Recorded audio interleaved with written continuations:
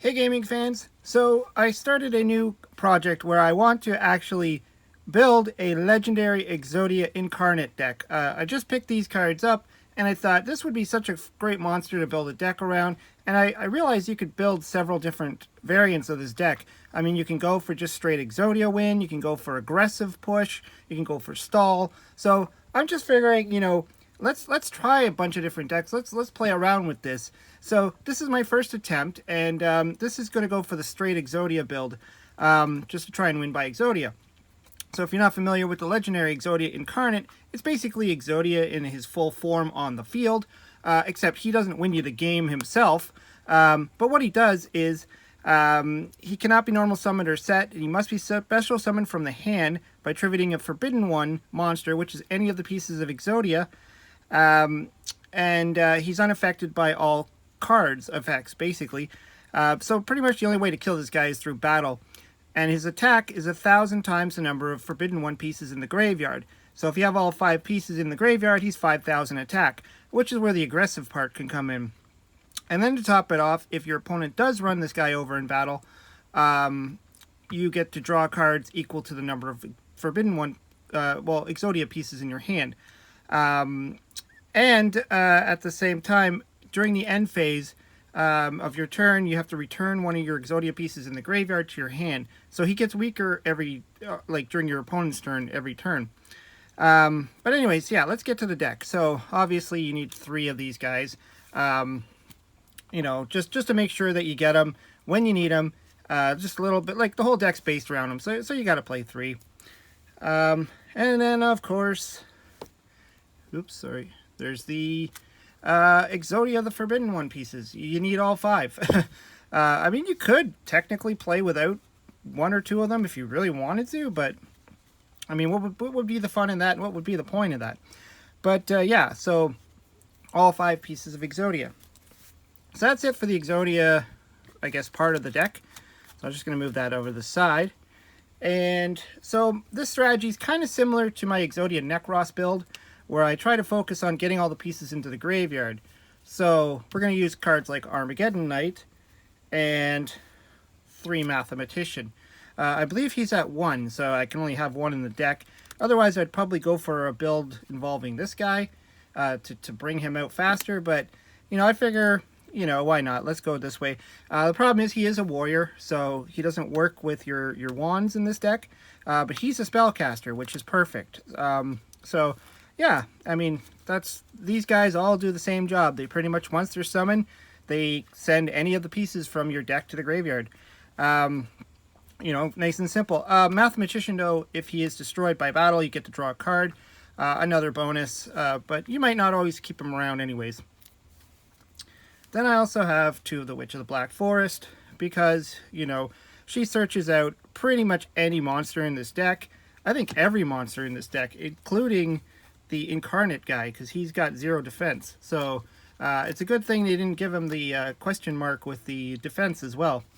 So you have to keep that in mind. He has 0 defense. And then for more spellcasters, and the fact that it's a level 1, I have the Jester Comfit in here, which I will show a card later on, which makes sense. And for some defense, Battle Faders. I have 2 in here. I was thinking of bumping it up to 3. I don't know. Like I said, this is a play around deck to try and work it out and see if I could build this deck to make it work. So I'm gonna go with 2 right now. And that's it for the monsters. That's all we need for the monsters. So let's move on to the spells. So 1 instant fusion. I'm pretty certain this is going to go to 1 anyways, so I'm just going to build the deck with 1. If the new ban list comes out, the April 2020 ban list comes out, and this is not hit, I might bump that up to 2, just because I want to be able to pull out Thousand Eyes Restrict. So that's all that's in there. Wonder Wand, again, this was in my Necros build, and it's perfect because it pretty much equips to any spellcaster in your deck, and all the pieces of the Exodia are spellcasters, so you can bring them back and equip it just to send it to the graveyard to draw cards. You could equip it to your mathematicians and all that stuff. So really good card. And the Jester Comfit, if you really want to, you could special summon this guy from your hand. equip that, send him to the graveyard, draw 2 cards. So that's in a pinch. And then for some Reborn the Monster, we got Monster Reborn and Swing of Memories. Swing of Memories is really just here to bring back a normal Exodia piece in case you need help summoning the Incarnate, because you're going to send them all to the grave. So if there's not one in your hand to summon to the field, you use that, you bring it from the graveyard to the field, then you send it to the grave for the summon of the Incarnate. And then same kind of concept, Dark Eruption. Now Dark Eruption will add any of the pieces back to your hand, and a lot of the other monsters in this deck too can go back from the graveyard to the hand. Add any dark monster with 1500 or less attack from the graveyard to your hand. So if you're trying to win through Exodia and you just need that one more piece in the graveyard, you grab it with this card. And another spell cards that add to the hand. Where Art Thou? Again, Battle Fader and Jester Comfit are both level 1, plus all the Exodia pieces. And in this deck, you're actually summoning the Exodia pieces. So, in a traditional Exodia deck, you would never put a piece on the field. I mean, I can't imagine why you would ever do that if you're trying to win through Exodia. But in this one, you do put it on the field. So then you could search out either another piece, or you could search out Fader, or whatever you need.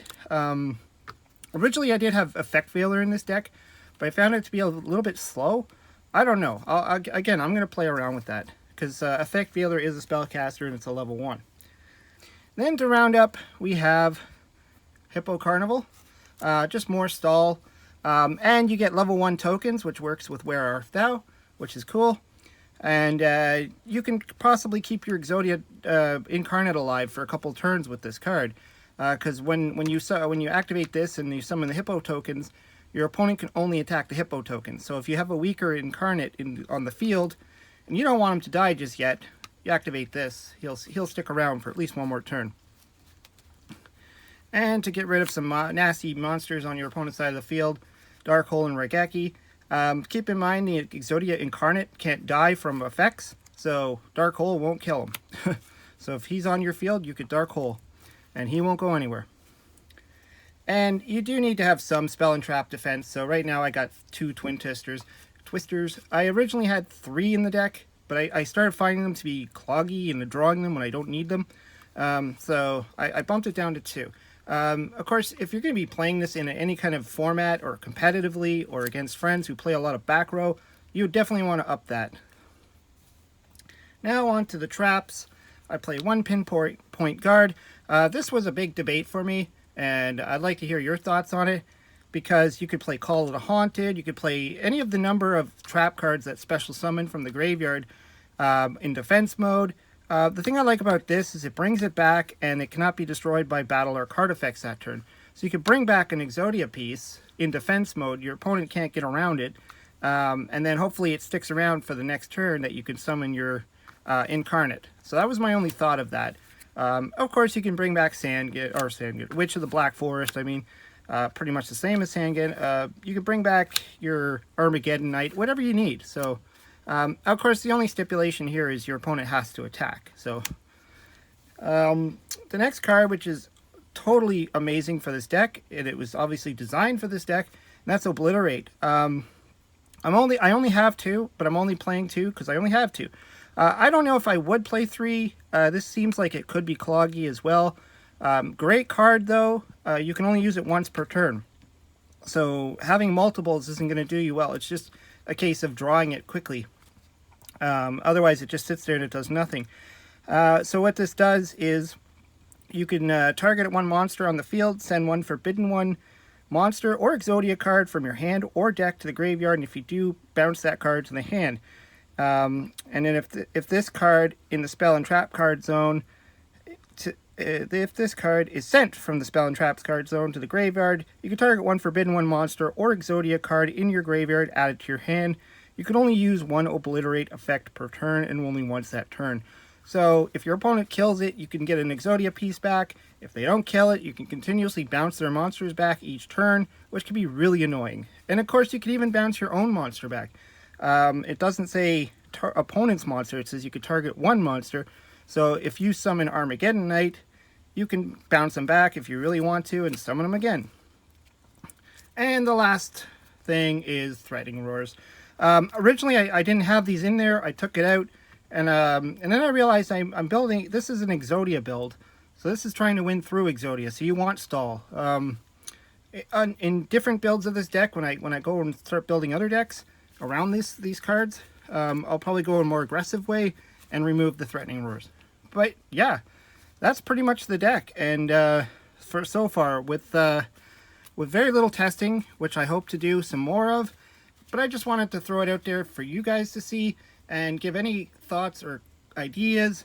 And you know, hopefully we'll have some fun on this journey of trying to build the ultimate deck around the Legendary Exodia Incarnate. Anyways, throw some comments down below. Hope you subscribe. Talk to you later.